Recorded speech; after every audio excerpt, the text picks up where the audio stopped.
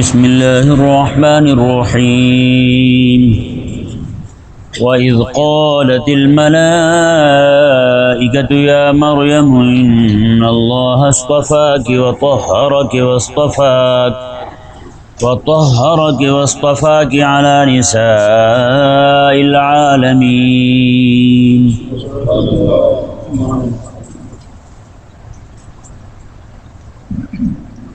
یہ قصہ حضرت سیدتنا مریم اور حضرت سیدنا عیسیٰ علیہ نبینا و علیہ السلام کا بیان ہو رہا تھا. تو اس قصہ کے درمیان میں حضرت سیدنا زکریا علیہ السلام کی دعا اور حضرت یحییٰ علیہ السلام کی ولادت با سعادت کا ذکر آیا. یہاں سے پھر قصہ دوبارہ اپنے مضمون کی طرف عود کر رہا ہے. اللہ تبارک و تعالی نے ارشاد فرمایا وَإِذْ قَالَتِ الْمَلَائِكَةُ يَا مَرْيَمُ، جب فرشتوں کے گروہ نے حضرت مریم کو کہا اے مریم، ان اللہ اصطفاک و طہرک، اللہ تبارک و تعالی نے تمہیں چن لیا ہے اور تمہیں پاک فرما دیا ہے. واصطفاک علی نساء العالمین، اور سارے جہان کی عورتوں پر تجھے فضیلت عطا فرمائی ہے. یہ ذہن میں رہے جو فرشتوں نے حضرت مریم رضی اللہ تعالی عنہ و سلام اللہ علیہا کے ساتھ کلام کیا، ان کا جو کلام تھا، فرشتوں کا ان سے مخاطب ہونا، یہ وحی شرعی نہیں تھا. وحی شرعی نہیں تھا. یہ ذہن میں رہے وحی شرعی صرف نبی کو ہوتی ہے، نبی کے علاوہ کسی کو وحی شرعی نہیں ہوتی. نبی پر جو کلام شریعت کا حکم نازل ہو، جس پر یہ حکم نازل ہو شریعت مبارکہ کا، اسے نبی کہتے ہیں. سمجھائے نا مسئلہ؟ تو حضرت مریم رضی اللہ تعالی عنہا ہوں یا حضرت موسیٰ علیہ السلام کی والدہ ہوں یا کسی بھی مرد کے ساتھ فرشتے ہم کلام ہوتے ہیں، تو یہ ضروری نہیں ہے کہ فرشتوں کا ہم کلام ہو جانا جو ہے اس بندے کے نبی ہونے کی دلیل ہے. نہ، وحی شرعی جو ہے وہ نبوت کی دلیل ہے. جس پر وحی شرعی آئے وہ نبی ہوتا ہے. وحی شرعی کے علاوہ فرشتے ہم کلام ہو جائیں یا اور اس طرح کے اور بھی کوئی بات پائی جائے تو یہ کسی بندے کے نبی ہونے کی دلیل نہیں ہے. یہ حدیث پاک کریمہ علیہ السلام کا فرمان شریف ہے، میں جو بندہ رمضان شریف کے اندر کسی ایک مسلمان کو روزہ افطار کرواتا ہے، کسی ایک مسلمان کو روزہ کھلواتا ہے، کریمہ علیہ السلام نے فرمایا کہ 27 کی رات کو، لیلۃ القدر کو، 27 نہیں، لیلۃ القدر کو جبریل امین علیہ السلام خود تشریف لاتے ہیں، زمین پر آتے ہیں. وہ آئین اللہ تبارک و تعالی لیلۃ القدر خیر من الف شہر تنزل الملائکۃ والروح، میں اس رات ملائکہ بھی نازل ہوتے ہیں اور روح الامین بھی نازل ہوتے ہیں. جی، تو فرمایا کہ کریمہ صلی اللہ علیہ وسلم میں جبریل امین علیہ السلام جو ہیں یہ خود اس بندے کے ساتھ مصافحہ کرتے ہیں جس بندے نے کسی مسلمان بندے کو روزہ کھلوایا ہو. ایک بندے کو روزہ کھلوانے والے بندے کے ساتھ جبریل امین مصافحہ کرتے ہیں. جی، تو ظاہری بات ہے جب مصافحہ کریں گے تو السلام علیکم بھی کہیں گے نا. تو یہ کلام تو پایا گیا یہاں بھی، السلام علیکم کہنا یہ بھی تو کلام ہی ہے نا. تو اس طرح کلام پایا گیا، اور تو وہ تو ہزاروں لاکھوں کروڑوں لوگ ہوتے ہوں گے مسلمان جو اخلاص کے ساتھ مسلمان بھائیوں کو روزہ افطار کرواتے ہوں گے، تو پھر ان سب کے لیے یہ فضیلت میسر آئی نا. جی، تو یہ کلام بھی پایا گیا، خطاب بھی پایا گیا، تو یہ کوئی نبوت والی بات نہیں ہے. نبوت وہی ہوگی جہاں یہ شرعی ہوگی. باقی رہا یہ فرشتوں کا دکھنا نظر آنا، اس پہ بے شمار دلائل ہیں. فرشتے نظر آئیں. حضرت امام غزالی رحمہ اللہ جب بغداد سے آپ تدریس فرماتے تھے، چھوڑ کر کے بغداد سے بیت المقدس چلے گئے، وہاں جا کے اپنے مسجد اقصی شریف کے مینارے میں بیٹھ کر 10 سال پورے چلا کیا، 10 سال پورے رب تعالیٰ کی عبادت کی. اس 10 سال میں آپ کہیں بھی نہیں گئے. 10 سال کے بعد آپ خود فرماتے ہیں جس طرح چلا کرنا چاہیے تھا وہ تو مجھ سے نہیں ہوا، لیکن پھر بھی اللہ تعالیٰ نے مجھ پہ اتنا فضل فرمایا کہ رب تعالیٰ کے فرشتے مجھے سامنے دکھائی دیتے تھے. فرشتے سامنے دکھائی دیتے تھے. حضرت سیدنا قاضی ثناء اللہ پانی پتی رحمہ اللہ، آپ کے شیخ تھے حضرت مرزا مظہر جانا رحمہ اللہ. آپ شہید ہوئے تھے، انگریزوں نے آپ کو شہید کیا تھا. حضرت مرزا مظہر رحمہ اللہ جو ہیں آپ اپنی خانقاہ میں بیٹھے ہوتے تھے. حضرت قاضی ثناء اللہ اپنے گھر سے نکلتے تھے، کافی دور تھا گھر ان کا، تو حضرت قاضی صاحب جو ہے نا پہلے ہی کھڑے ہو جاتے تھے. پیر ہیں، مرید کے استقبال میں، وہ عالم ربانی تھے، کھڑے ہو جاتے. لوگ بھی کھڑے ہو جاتے. ایک دن کسی نے پوچھ لیا حضور وہ تو آئے نہیں ہوتے, آپ پہلے ہی کھڑے ہو جاتے ہیں, آپ کو کیسے پتہ چل جاتا ہے کہ قاضی ثناء اللہ آ رہے ہیں؟ آپ نے میں جیسے قاضی ثناء اللہ گھر سے نکلتے ہیں, رب تعالیٰ کے فرشتے جو یہاں موجود ہوتے ہیں اس کے استقبال کے لیے کھڑے ہو جاتے ہیں, میں ان کو دیکھ کے کھڑا ہو جاتا ہوں. اندازہ لگائیں. تو یہ عظمت اور شان جو ہے, یہ فرشتوں کا دکھنا, ملائکہ کا نظر آنا, یہ یعنی فرشتہ جو ہے وہ متشکل ہو کر آ جائے, یعنی کہ تمثل یعنی کسی انسانی شکل و صورت میں آ جائے, وہ تو بہت سارے صحابہ نے دیکھا ہے. جیسے حضرت سیدنا دحیہ کلبی رضی اللہ تعالیٰ عنہ حضور کے غلام ہیں, ان کی شکل میں تو اکثر آیا کرتے تھے حضرت جبریل امین علیہ السلام.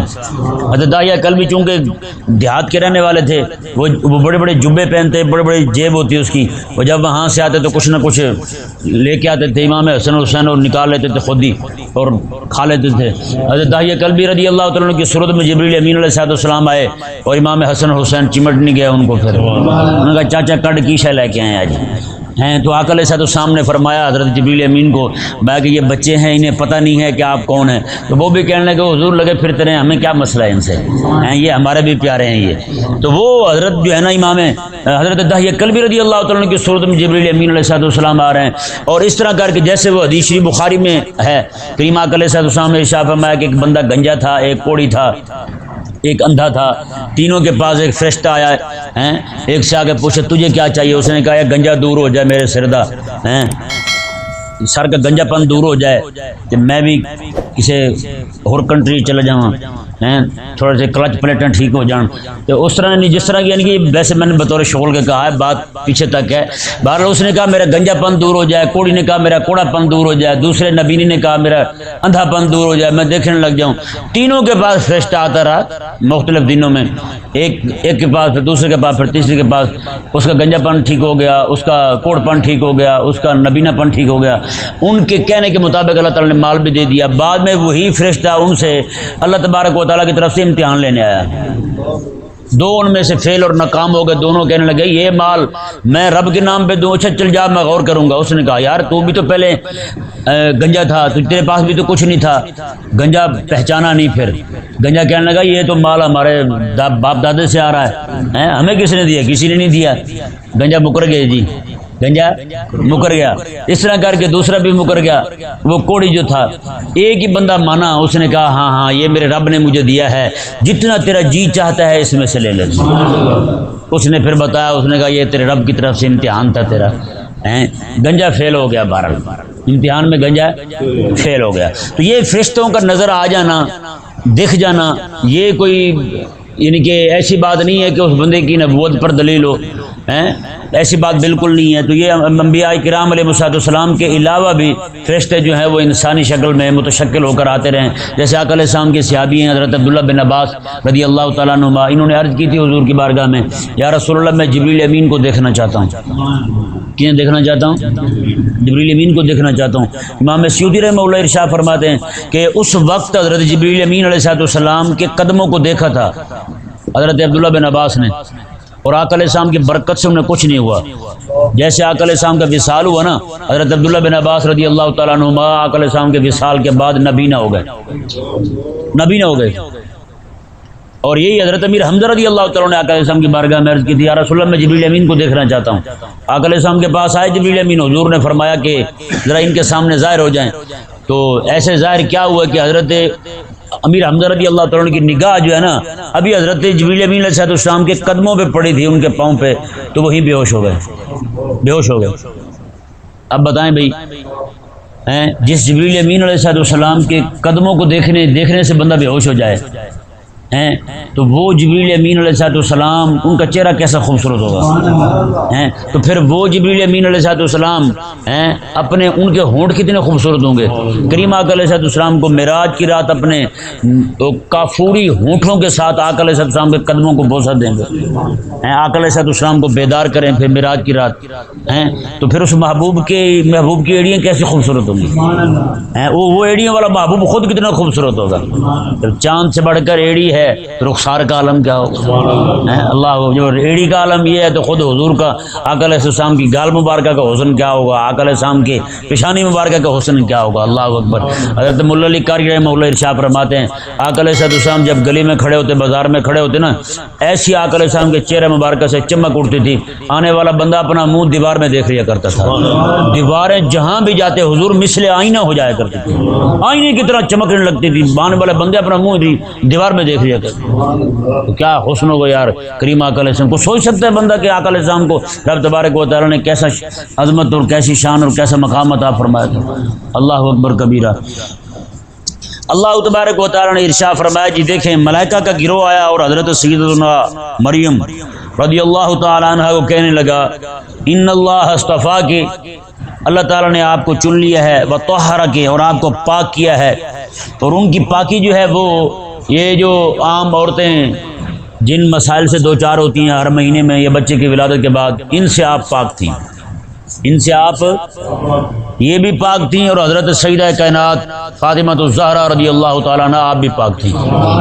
یہاں تک کہ ایک نماز میں، نماز کے بعد نماز پڑھی آپ نے، امام حسن پیدا ہوئے، اگلی نماز کا وقت آیا، سیدہ کائنات نے وہ نماز بھی پڑھی۔ کیا شان ہے، اور یہی حال امام حسین کی مرتبہ ہوا، سمجھ آیا نا؟ یہ عظمت اور شان تھی ان پاک ہستیوں کی۔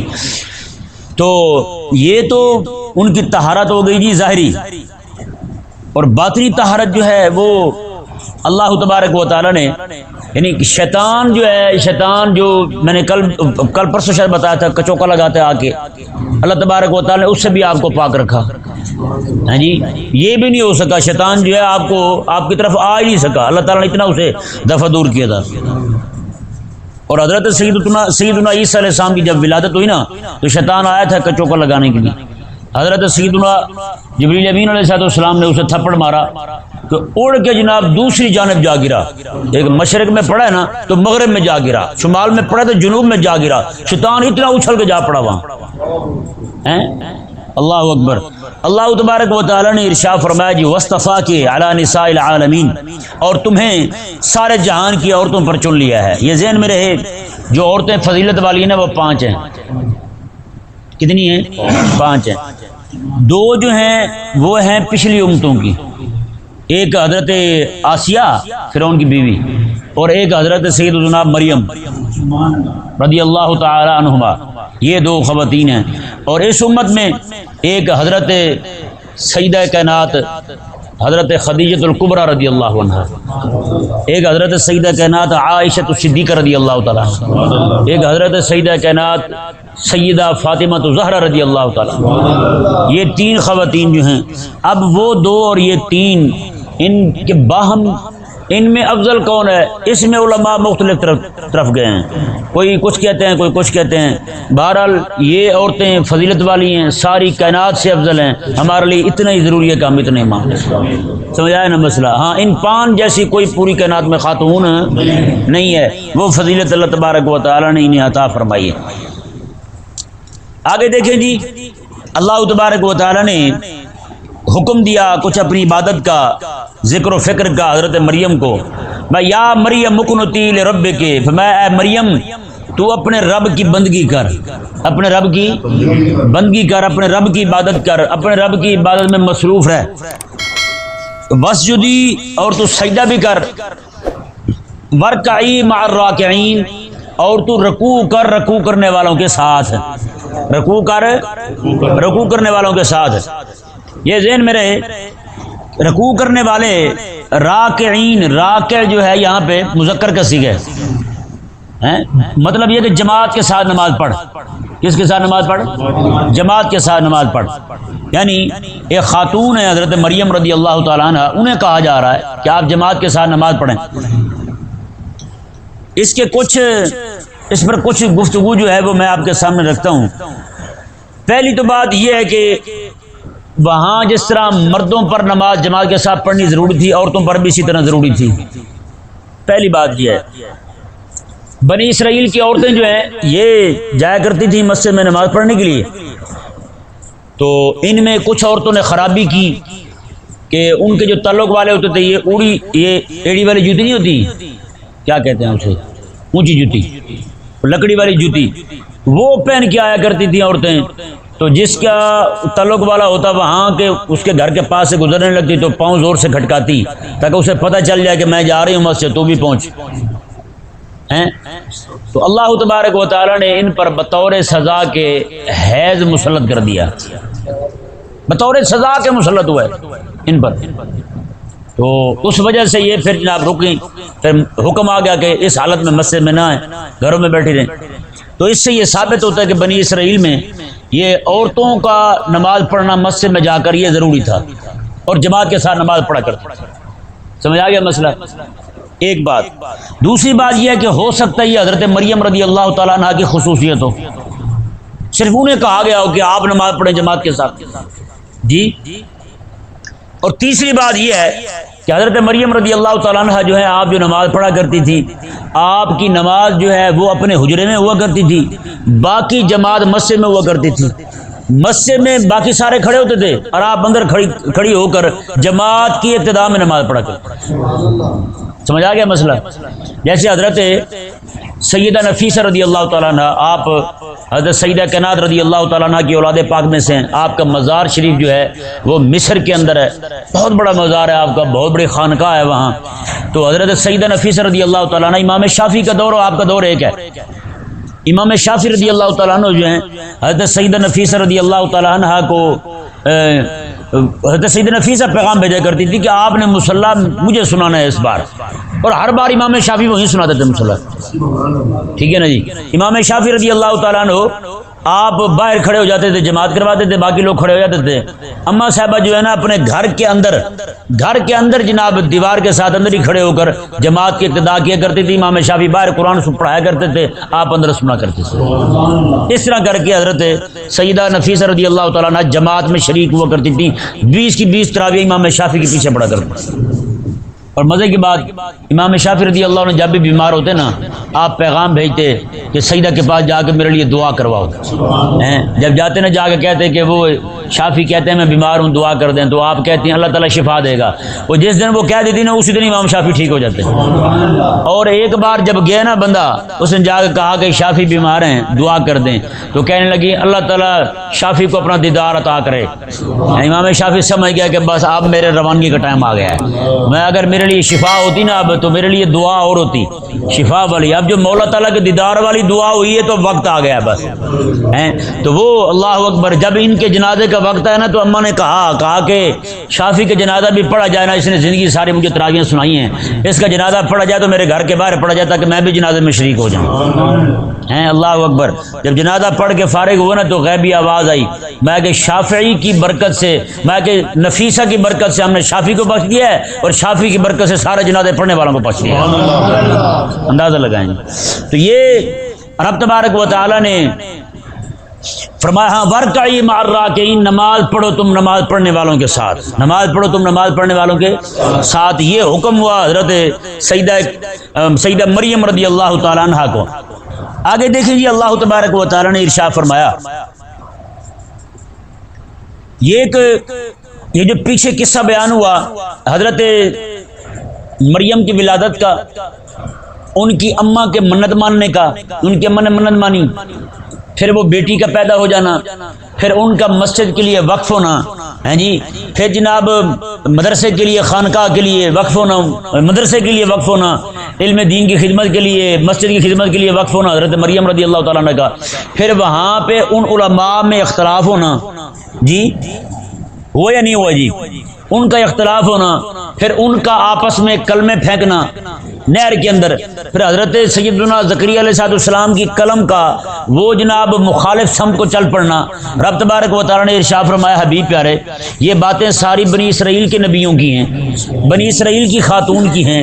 یہ واقعات ان کی کتابوں میں بھی صحیح صورت میں موجود نہیں ہیں، اور ان میں سے بھی کسی کو یاد نہیں ہے.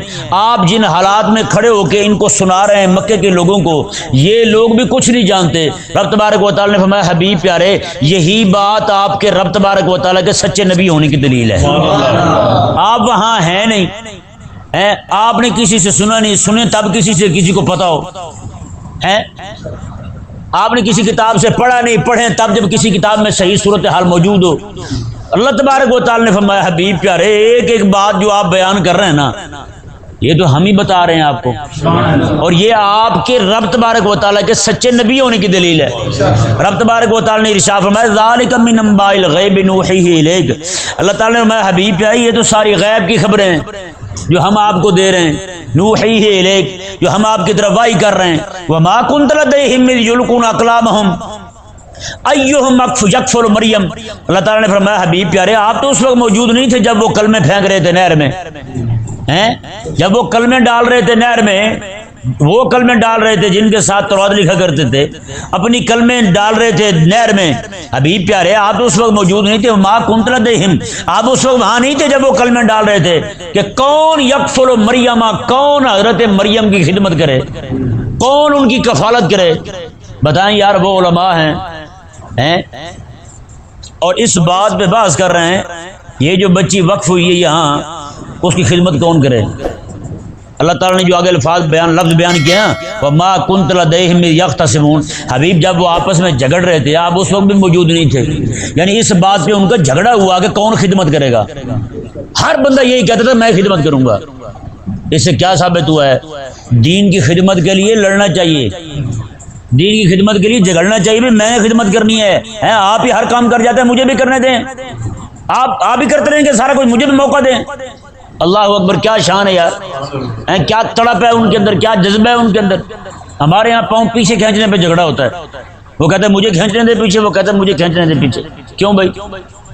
رب تبارک و تعالی نے ارشاد فرمایا وَمَا كُنْتَ لَدَيْهِمْ إِذْ يَخْتَصِمُونَ، اور حبیب پیارے آپ اس وقت وہاں آپ موجود نہیں تھے جب وہ جھگڑ رہے تھے، آپس میں مباحثہ کر رہے تھے۔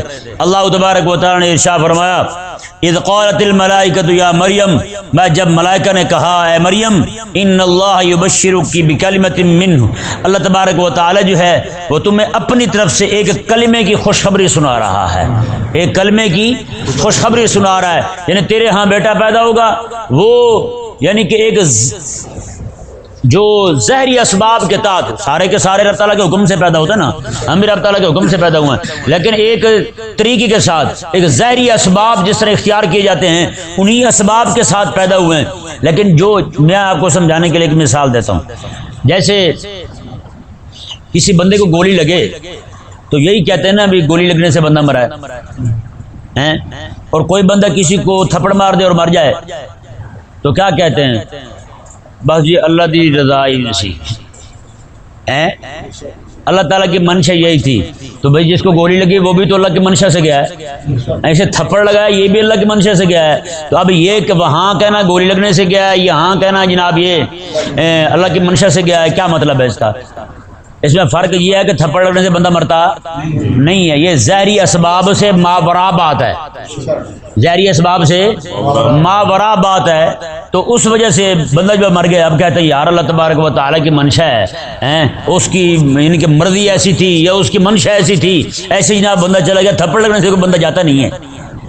جہاں پہ ظاہری اسباب سے اوپر کا کام ہو نا، ما فوق العادت کام ہو، تو وہاں نسبت اس کی خالصتاً رب کی طرف کی جاتی ہے۔ جیسے آقا علیہ السلام نے بدر کے اندر آقا علیہ السلام نے ایک مٹھی ریت کی اس طرح پھینکی تو سارے جتنے مشرک کھڑے تھے سارے اندھے ہو گئے، سارے شکست کھا گئے۔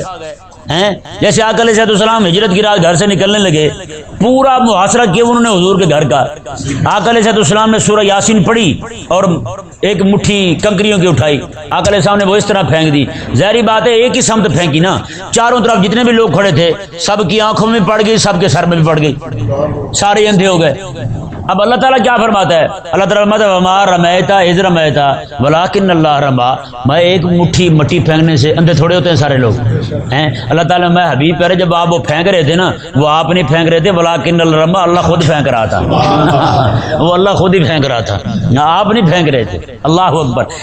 یہ یہاں پہ نسبت کس کی طرف ہوئی؟ ما فوق العادت کام ہو رہا ہے نا، نسبت کس کی طرف ہوئی؟ اللہ تعالیٰ کی طرف۔ رب تبارک و تعالیٰ نے ارشاد فرمایا کہ باقی جتنے بھی لوگ پیدا ہو رہے ہیں دنیا کے اندر، آج تک جتنے بھی پیدا ہو رہے ہیں وہ سارے کے سارے تحت الاسباب پیدا ہو رہے ہیں، اسباب اختیار کیے جاتے ہیں، میاں بیوی کا ملاپ ہوتا ہے، بعد میں جا کے بچہ پیدا ہوتا ہے۔ اللہ تبارک و تعالی نے ارشاد فرمایا کہ یہاں ہوتا یہاں بھی رب کے حکم سے ہے، ہو وہاں بھی رب کے حکم سے رہے حضرت عیسیٰ علیہ السلام، لیکن وہاں پہ ما فوق العادت ہو رہا ہے۔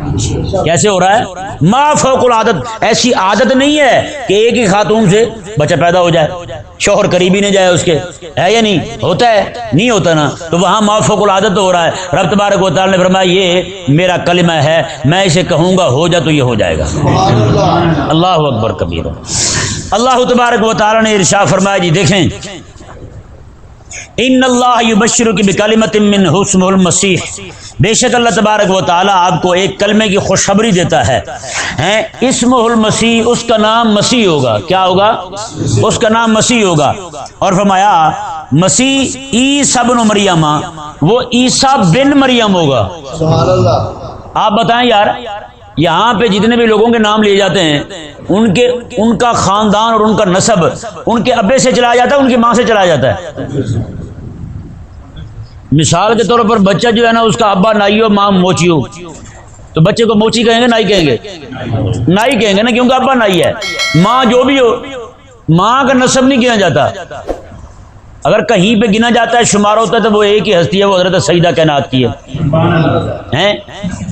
ان کے بچوں کو سید کہا جاتا ہے، وگرنہ حضرت مولا علی رضی اللہ تعالیٰ کے بیٹے تو اور بھی ہیں، انہیں سید نہیں کہا جاتا۔ کریم آقا صلی اللہ علیہ وسلم نے ارشاد فرمایا میں لوگوں کے نسب چلتے ہیں ان کے بیٹوں سے، میرا نسب اللہ تبارک و تعالی نے میری بیٹی سے چلا دیا ہے۔ اللہ اکبر، کیا شان ہے۔ تو یہ اللہ تبارک و تعالی نے یہاں فرمایا عیسیٰ بن مریم، وہ عیسیٰ بن مریم ہی ہوگا، ابا کا نام نہیں، ماں کا نام ہی لیا رب تبارک و تعالی نے۔ اور آگے کیا فرمایا؟ اللہ تعالی نے فرمایا کہ اے مریم پریشان نہ ہونا، کہ کہیں یہ نہ ہو کہ وہ بغیر باپ کے پیدا ہو اور تیرے دل میں پریشانی آ جائے، کہ کیونکہ بچے جو بغیر باپ کے ہمارے ہاں معاشرے میں ہوتے ہیں ان کی عزت نہیں ہوتی۔